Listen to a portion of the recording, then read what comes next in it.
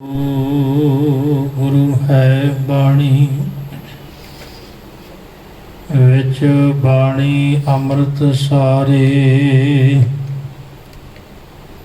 गुरबाणी कहे सेवक जन मानै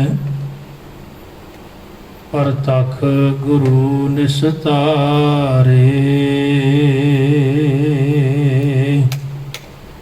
वाहिगुरु साहिब जीओ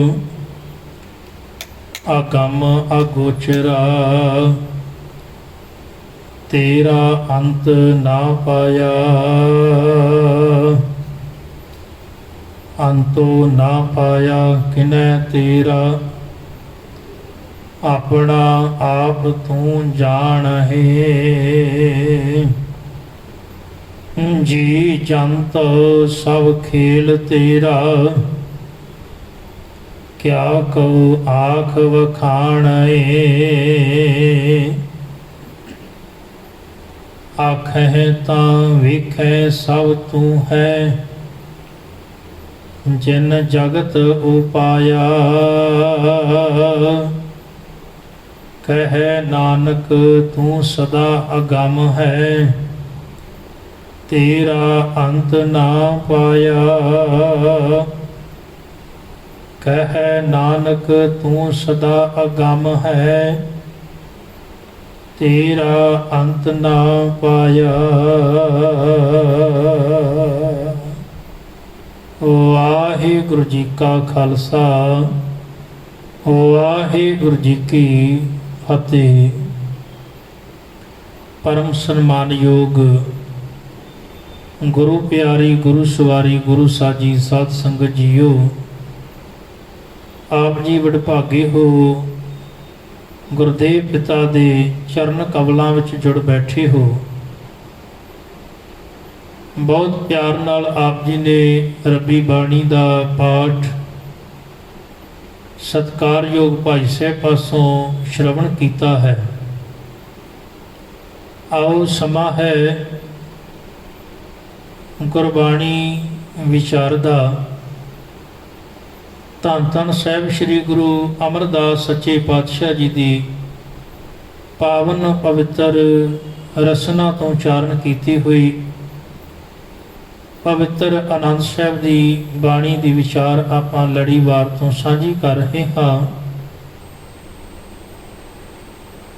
कल रोज आप गुरदेव पावन साहिबां दे पवित्र बचन जिन्हां दी विचार आपां साझी कीती सी। गुरुदेव ने मन नूं संबोधन होके ये पावन बचन कीते सन। ए मन प्यारिया तू सदा सच संभाले यह कुटुंब तू जे देखदा चले नाही तेरे नाले। मन नूं संबोधन होके ये पावन बचन कीते सन। ए मन चंचला चतुराई किने ना पाया। तो मन नूं समझाउणा कीता सी। अज दी पावन पवित्र पौड़ी अंदर उस बेअंत प्रभु परमेश्वर दी सिफत करदियां होया गुरुदेव कृपा करदे ने आगम अगोचरा तेरा अंत ना पाया। अकाल पुरख अगम है। अगम कहते हैं जिहड़ा पहुँच तो दूर होवे जिस तक पहुँचया नहीं जा सकता।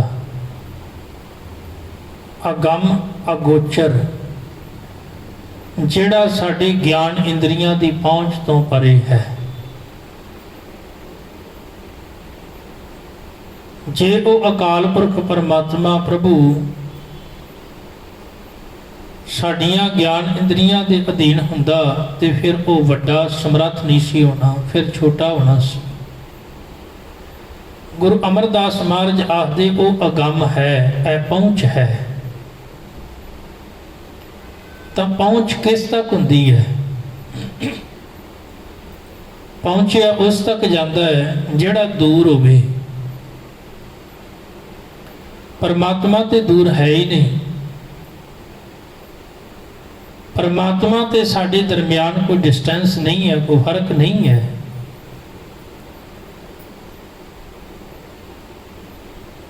ਜਿਸ ਤੱਕ ਪਹੁੰਚਿਆ ਜਾ ਸਕੇ ਉਹ ਦੂਰ ਹੈ।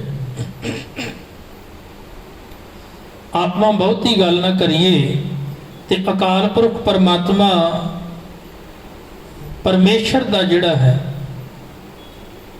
ਉਹਦਾ ਵਾਸਤਾ ਸਾਰੀ ਕਾਇਨਾਤ ਵਿੱਚ ਹੈ, ਜ਼ਰਰੇ ਜ਼ਰਰੇ ਵਿੱਚ ਸਮਾਇਆ ਹੋਇਆ ਹੈ। ਪਰ ਇੱਕ ਸਮਾਂ ਐਸਾ ਸੀ ਕਿ ਜਦੋਂ ਦੁਨੀਆ ਦੇ ਅੰਦਰ ਪਰਮਾਤਮਾ ਨੂੰ ਕਿਸੇ ਨੇ ਕਹਿ ਦਿੱਤਾ ਵੀ ਉਹ ਸੱਤ ਪਤਾਲਾਂ ਤੱਕ ਜਾਂ ਆਕਾਸ਼ਾਂ ਤੱਕ ਸੀਮਤ ਹੈ, ਕਿਸੇ ਨੇ ਇਹ ਕਹਿ ਦਿੱਤਾ ਸੀ ਵੀ ਪਰਮਾਤਮਾ ਦਾ ਘਰ ਜਿਹੜਾ ਹੈ ਉਹ ਕੇਵਲ ਮੱਕੇ ਦੇ ਵਿੱਚ ਹੈ, ਖੁਦਾ ਦਾ ਘਰ, ਖੁਦਾ ਦਾ ਵਾਸਾ ਉੱਥੇ ਹੈ। ਕਿਸੇ ਨੇ ਆਖਿਆ ਪਰਮਾਤਮਾ ਪੱਛਮ ਵੱਲ ਵਸਦਾ ਹੈ, ਕਿਸੇ ਨੇ ਆਖਿਆ ਪਰਮਾਤਮਾ ਹਿਮਾਲੇ ਤੇ ਰਹਿੰਦਾ ਹੈ, ਕਿਸੇ ਨੇ ਕੁਛ ਆਖਿਆ, ਕਿਸੇ ਨੇ ਕੁਛ ਆਖਿਆ। ਪਰ ਅਸਲ ਦੇ ਵਿੱਚ ਮਨੁੱਖ ਹੀ ਪਰਮਾਤਮਾ ਤੋਂ ਮਨੁੱਖ ਨੂੰ ਦੂਰ ਕਰਨ ਵਾਲਾ ਹੈ।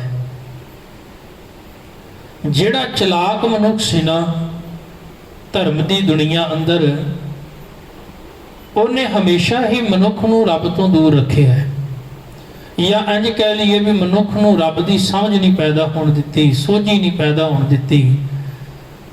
ਕਿਉਂਕਿ ਉਹਨੂੰ ਪਤਾ ਸੀ ਜੇ ਇਹਨੂੰ ਇਸ ਗੱਲ ਦਾ ਇਲਮ ਹੋ ਗਿਆ ਵੀ ਪਰਮਾਤਮਾ ਮੇਰੇ ਤੋਂ ਦੂਰ ਨਹੀਂ ਹੈ ਤਾਂ ਇਹ ਮਨੁੱਖ ਫਿਰ ਮੈਨੂੰ ਨਹੀਂ ਪੁੱਛੇਗਾ। ਅੱਜ ਇਹਨੂੰ ਇਹ ਪਤਾ ਵੀ ਖੁਦਾ ਤੇ ਬਹੁਤ ਦੂਰ ਰਹਿੰਦਾ, ਇਸ ਕਰਕੇ ਮੇਰੇ ਕੋਲ ਪੁੱਛਣ ਵਾਸਤੇ ਆਉਂਦਾ, ਤੂੰ ਮੈਨੂੰ ਦੱਸ ਵੀ ਰੱਬ ਦਾ ਘਰ ਕਿਹੋ ਜਿਹਾ ਹੋਵੇਗਾ, ਰੱਬ ਕੀ ਕਰਦਾ ਹੈ, ਕਿੱਥੇ ਰਹਿੰਦਾ ਹੈ। ਤਾਂ ਇੱਕ ਰੱਬ ਦਾ ਡਰ ਭੈ ਪੈਦਾ ਕੀਤਾ ਸੀ ਲੋਕਾਂ ਦੇ ਅੰਦਰ। ਲੋਕ ਜਾਂਦੇ ਸਨ ਪੁਜਾਰੀ ਦੇ ਕੋਲ ਵੀ ਸਾਨੂੰ ਦੱਸ ਰੱਬ ਦੇ ਬਾਰੇ। ਹੁਣ ਪੁਜਾਰੀ ਕਿਸੇ ਨੂੰ ਧਾਰਮਿਕ ਗ੍ਰੰਥ ਨਹੀਂ ਸੀ ਪੜ੍ਹਨ ਦਿੰਦਾ, ਧਾਰਮਿਕ ਮੰਦਿਰਾਂ ਵਿੱਚ ਨਹੀਂ ਸੀ ਵੜਨ ਦਿੰਦਾ।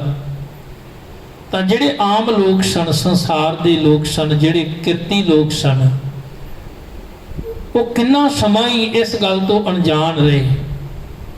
ਉਹਨਾਂ ਤੱਕ ਗਿਆਨ ਰੱਬ ਦਾ ਨਹੀਂ ਪਹੁੰਚਣ ਦਿੱਤਾ ਗਿਆ।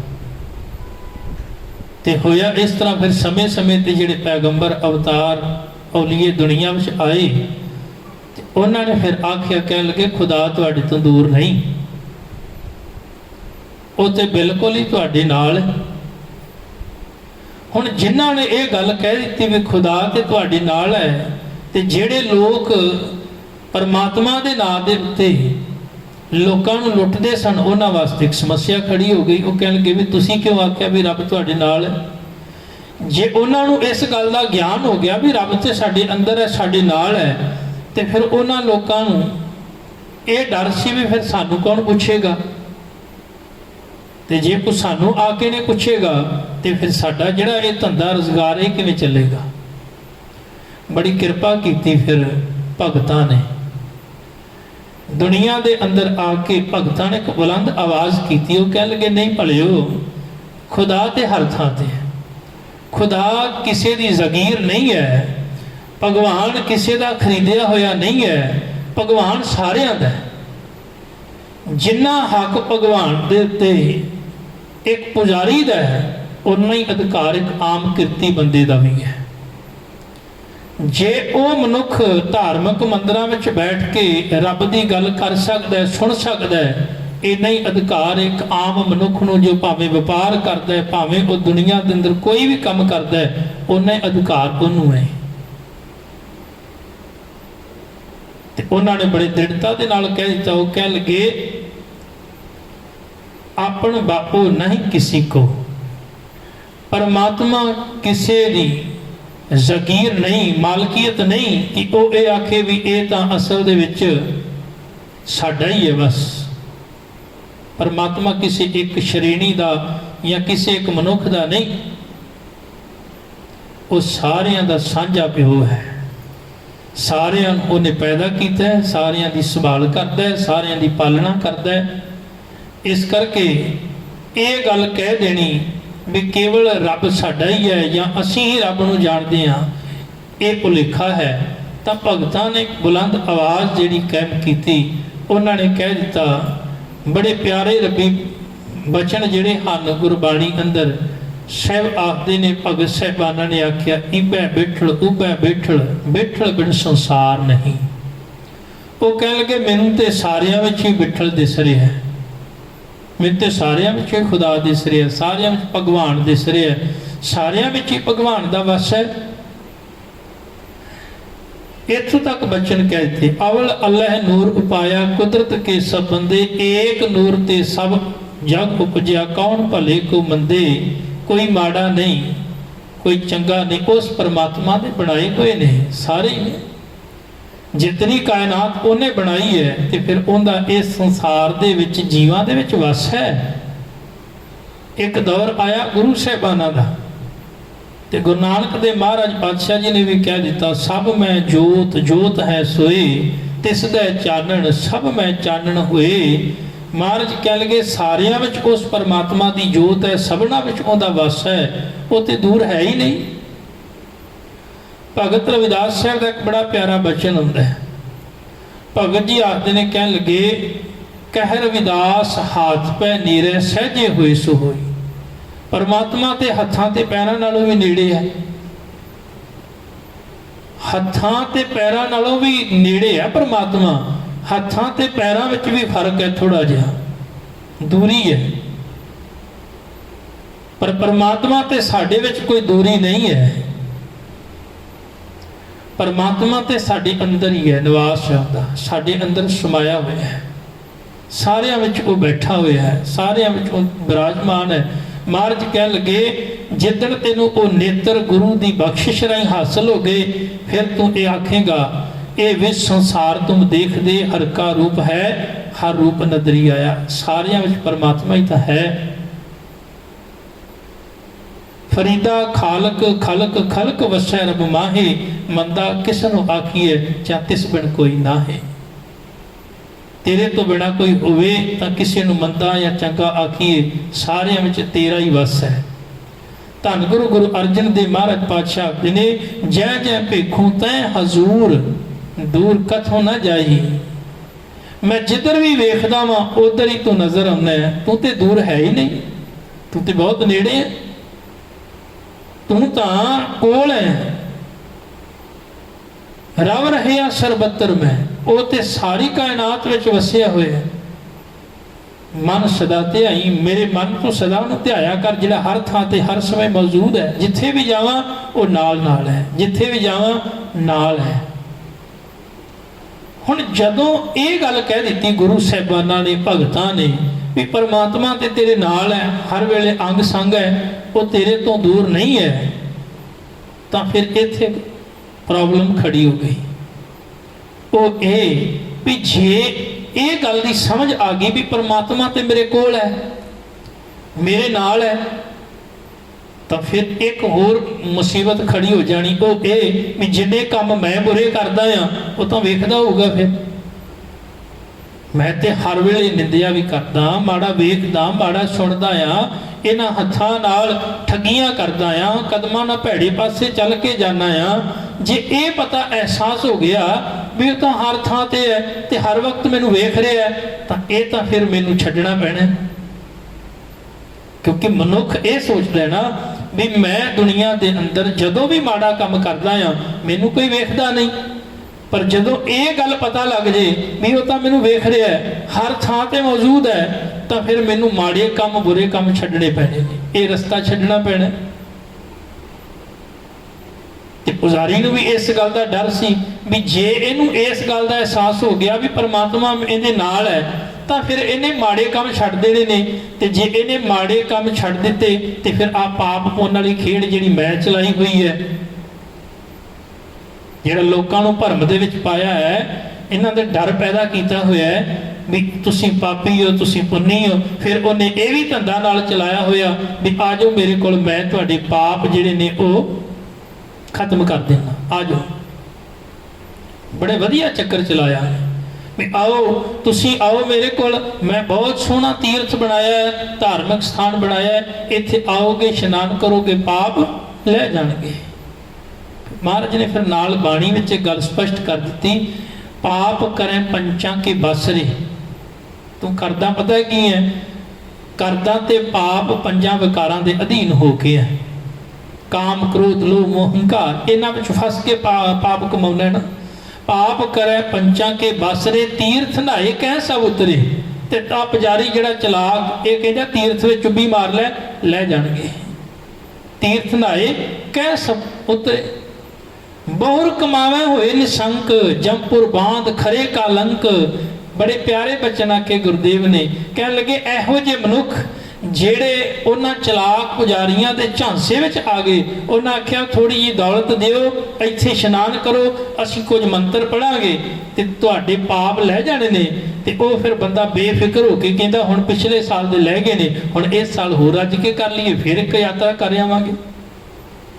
ਸੌਖਾ ਹੋ ਗਿਆ ਨਾ ਵੀ ਹੁਣ ਫਿਰ ਯਾਤਰਾ ਕਰ ਆਵਾਂਗੇ, ਚੁੱਭੀ ਹੋਰ ਲਾਵਾਂਗੇ ਤੇ ਫਿਰ ਪਾਪ ਲੈ ਜਾਣਗੇ, ਅਗਲੇ ਸਾਲ ਫਿਰ ਹੋਰ ਰੱਜ ਕੇ ਕਮਾ ਲਏ। महाराज कह लगे इहो जे बंदे एक दिन कह लगे जीवन की बाजी हार जाते हैं, क्योंकि फिर जदों परमात्मा के दर ते पहुँचते हैं फिर पता लगता भी पापां दे पाप ही सिर ते चुके हुए हैं। फिर तो पंडां दियां पंडां पापां दियां चुकियां हुई। तो गुरु साहब ने सुचेत कर दिता, लोगों को आख्या ओ नहीं भलियो रब तुहाडे नाल है। इत्थे शब्द महाराज ने वरतिया अगम अपहुंच, जिंद तक पहुंचिया ना जा सके। पहुंचिया उहदे तक जा सकता जिहड़ा दूर है, डिस्टेंस है। जिथे माइक मेरे सामने पिया है तो मैं भावें कितना भी नेड़े है पर फिर भी फर्क है, दूरी है ना, दूरी है। पर परमात्मा ते मेरे दरम्यान कोई दूरी नहीं, क्योंकि मेरे अंदर ही बैठा हुआ है। तुहाडे ते परमात्मा के दरम्यान कोई दूरी नहीं है, वो तुहाडे विच है। इस करके शब्द वरते अगम, वो अपहुंच है, उन तक पहुंचिया नहीं जा सकता। अगोचर ज्ञान इंद्रियां की पहुंच तो परे है, वो काबू में नहीं आ सकता, पर है वो सारियां दे अंदर है, सारियां विच वसिया हुआ है। तेरा अंत न पाया, अगम अगोचर अगम अगोचरा तेरा अंत न पाया। हे अकाल पुरख तू ऐ पहुंच है, क्योंकि तेरा सारा बहुत वड्डा है ना। तू किसी एक मनुख अंदर थोड़ा बैठा हुआ है, बल्कि महाराज कृपा करते ने घट घट रब रहिया बनवारी, ते हर घट विच वसिया होया। जल थल महियल गुप्तो वरतै, गुर शब्दी देख निहारी जियो। वो तो जल विच है, थल विच है, जल दे लले नूं सिहारी है, जल विच थल धरती दे विच भी है, महियल आकाश कायनात विच वसिया हुआ है। गुर शब्दी देख निहारी जियो, गुरु दे शब्द नहीं कदी वेखण दा यतन कर। वो सारियां विचों दा वस है, सबना विचों वसिया हुआ है, उनका अंत नहीं पाया जा सकता, क्योंकि उनकी कायनात कोई छोटी नहीं है, वो कोई छोटी हस्ती नहीं है। महाराज आखदे उनका अंत नहीं पाया जा सकता। गुरु नानक साहब महाराज पातशाह आखदे ने अंत न सिफती कहण न अंत, अंत न करने देन न अंत, अंत न वेखण सुनन न अंत, अंत न जापे क्या मनमंत, अंत न जापे पारावार, अंत न जापे पारावार। कह लगे उस परमात्मा का अंत कोई पा ही नहीं सकता। महाराज कह लगे वो बेअंत है, उनका कोई हद बन्ना कोई लिमिट नहीं है। अज तो विज्ञान जिहड़ा है वो साडे सामने है, साइंस साडे सामने है, उन्हें सामने सारा कुछ लिया के रख दिता। वो कहता भी एक गलैसरी थोड़ा है, किन्नियां को गलैसरियां, किन्ने को खंड, किन्ने को ब्रह्मांड ने। एक ब्रह्मांड थोड़ा है, किन्ने को ब्रह्मांड ने, इनका कोई अंत नहीं है। किन्नियां को धरतियां ने, किन्ने को आकाश ने, किन्ने सूरज, किन्ने चन्न ने, किन्ने तारे ने, इन्हां दा कोई अंत नहीं। खोजोगे और खोजते जाओगे, लभते जाओगे, बस शब्द एक ही मुख तो निकलेगा, बेअंत है बस, उनका कोई अंत नहीं। तो इत्थे गुरु अमरदास पातशाह कृपा करते ने, अगम अगोचरा तेरा अंत ना पाया, अंत ना पाया किने तेरा अपना आप तू जान है। तेरा अंत किसी ने नहीं पाया, पर तू अपने स्वरूप नूं आप ही जानदा है। ये तू ही जानदा है तू कितना वड्डा है, कितना समर्थ है, कितना ताकतवर है। ये केवल तू ही जानदा है। असी जीव तेरे बारे कुछ कह नहीं सकते, बयान नहीं कर सकते।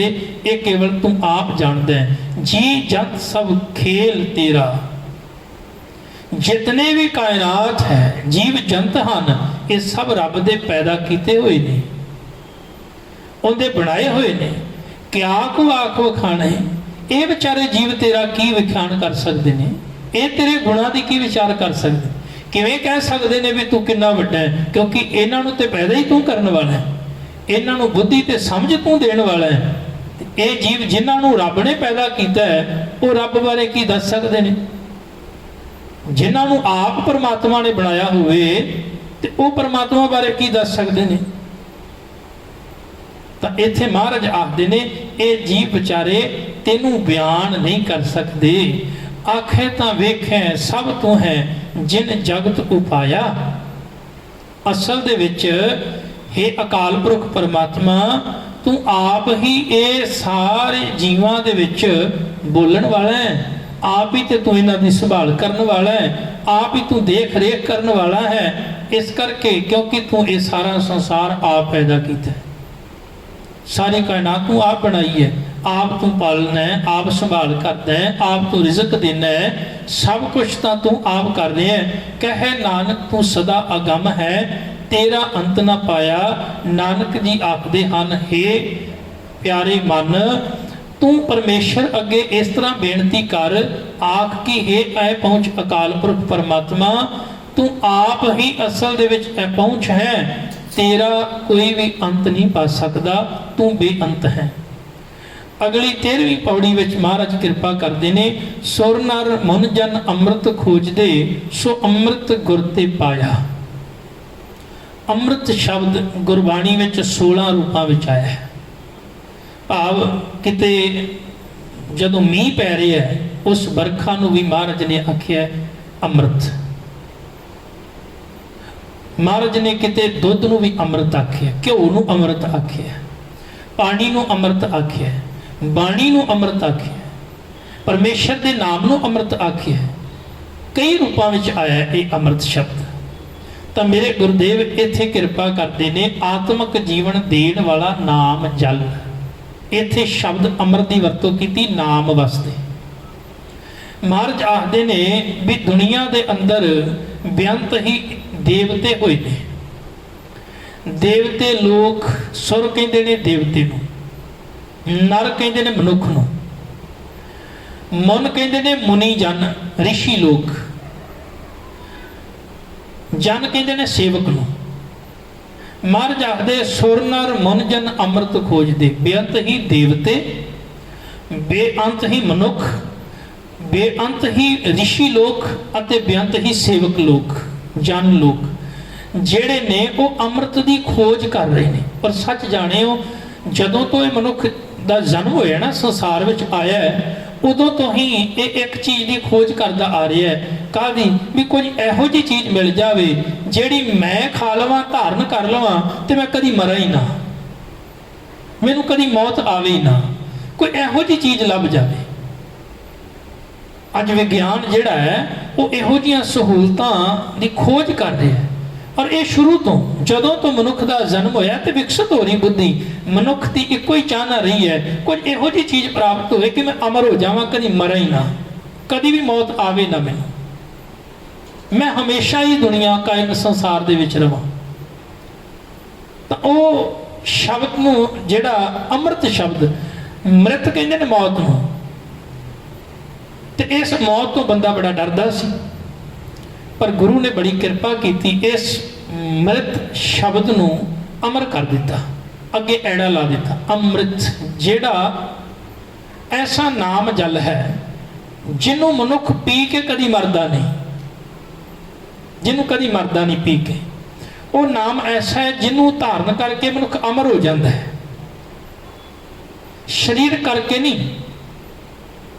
शरीर करके तो मौत सबनों आनी है, पर एक वो जन्म है जिहड़ा गुरु की कृपा नहीं हुंदा है, वो फिर कभी भी मनुख मरदा नहीं। महाराज ने एक पावन बचन बाणी विच कीता है, शब्द मरो फिर जीवो सद ही तां फिर मरण ना होई। कि जेड़ा मनुख शब्द दे राही अपने अंदर दी भैड़ी विचार नूं मार के चंगी गुरु दी विचार धारण कर लैंदा है, ऐसा मनुख कदी मरदा नहीं। इहो जे मनुख सदा ही दुनिया विच रहिंदे ने। कबीर साहब नूं की आखोगे तुसीं? हालांकि वो शरीर करके नहीं पर विचार करके साडे कोल ने, और ये उदों तक ने जब तक ये कायनात है तो दुनिया सीस झुकाउंदी रहेगी। गुरु नानक साहब महाराज पातशाह जी ने की कहोगे? भगत रविदास साहब होर जिन्ने भी गुरसिख होए ने गुरबाणी विच जिन्हां दा जिक्र होंदा है कि उन्हां नूं की कहोगे कि वो अमर नहीं? असल विच वो अमर नहीं, वो कदी भी मर नहीं सकते। वो अज भी जिउंदे ने, अज भी साडे विच ने, क्योंकि उन्हां दी विचारधारा अज भी जिउंदी है। नहीं तो किन्नी दुनिया जा रही है, किन्नी आ रही है, कौन किनू पुछदा है? पर वो अज भी सदा ही जुगो जुग अटल हो गए, क्योंकि उन्होंने नाम की प्राप्ति कर ली। इत्थे महाराज आखदे ने वो ऋषि मुनि मनुख देवते उस अमृत नूं लभदे रहे भी सानू कितों मिल जावे ते उन्होंने पी के आपां सदा ही अमर हो जाइए। पर इत्थे गुरु ने कृपा कर दी, भलिया जिन्हों वड्डे वड्डे ऋषि मुनि देवते लभदे रहे, आ मैं तेनों दसदा अमृत मिलता कित्थों है।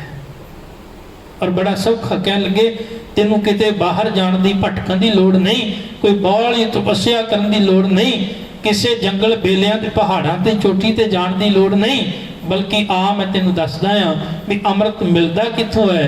गुरु अमरदास पातशाह कृपा करदे ने, सुर नर मुन जन अमृत खोजदे लभदे रहे ते लभ रहे ने, सो अमृत गुर ते पाया। वो नाम अमृत ते गुरु दे कोलों मिल जाता है। तो गुरु दे कोल आ ते गुरु दे कोलों तेनों ये दात जिहड़ी है प्राप्त हो जाएगी।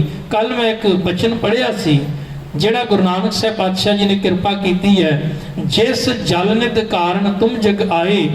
महाराज आखदे ने जिस नाम जल की प्राप्ति वास्ते तू दुनिया दे विच आया सो अमृत गुर पाही जीओ। वो नाम अमृत ते गुरु दे कोलों मिल जाता है। जिस नाम अमर की प्राप्ति वास्ते दुनिया विच आया, पर वो प्राप्ति किवें हुंदी है? महाराज आखदे ने छोड़ो वेस भेख चतुराई दुविधा एफल नाही जीओ। महाराज कह लगे वो नाम अमर की प्राप्ति तां होनी है जे तू इस वेस दे पीछे बनाए हुए भेख नूं छड्ड देवें, जे तू चलाकियां चतुराइयां नूं छड्ड के जे वाकई ही अंदरों भावना बना लवें ते गुरु के उपदेश नूं कमा लवें, तां तैनूं नाम अमर की प्राप्ति हो जाएगी ते तेरा जीवन सफला हो जाएगा। सुर नर मुन जन अमृत खोजदे सो अमृत गुर ते पाया, पाया अमृत गुर कृपा कीनी सच्चा मन वसाया। जिस मनुख दे मन विच वो सच्चा प्रभु वस जाता है, फिर उन्होंने वो नाम अमृत की प्राप्ति गुरु की बख्शिश राही प्राप्त होती है।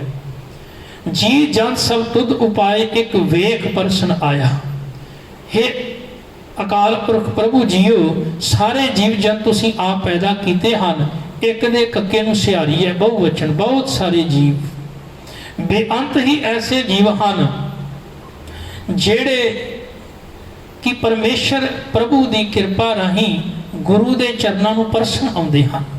ये ते गुरु कृपा कर दिंदा उन्हां ते जिन्हों परमेश्वर समझ बख्शदा है, ते गुरु के चरणों के विच आके वो जुड़ जाते हैं, सत संगत विच बैठते हैं। पर यह सोझी अकाल पुरख बख्शदा है। लभ लोभ अहंकार चूका सतगुरु भला पाया।